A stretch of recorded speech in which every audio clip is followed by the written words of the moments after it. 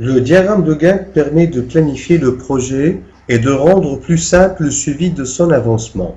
Cette méthode visuelle est efficace lorsqu'il s'agit de lister une vingtaine de tâches. Au-delà, la lisibilité est compromise et il convient d'utiliser la méthode PERT. La réalisation d'un tel planning nécessite la mise en œuvre de techniques de planification. Nous allons vous citer une démarche de 4 étapes pour réaliser ce diagramme. Déterminer et structurer la liste des tâches en respectant au mieux une chronologie.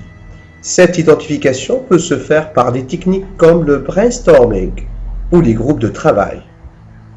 Estimer les durées et les ressources. Il faut ensuite remplir un tableau présentant pour chaque tâche la durée de celle-ci et les ressources affectées telles que humaines ou matérielles. Le réseau doit reprendre les hypothèses de priorité des tâches et se présente souvent sous la forme de tâches reliées entre elles par des liens logiques. Définir les tâches directement antérieures à chaque tâche. Une fois le réseau tracé, on retrouvera la chronologie du projet. Tracer le diagramme de Gantt. Les coordonnées du graphique font apparaître les tâches en ordre donné et la durée, heure, jour, semaine en abscisse. Chaque ligne représente donc une tâche et chaque colonne une unité de temps.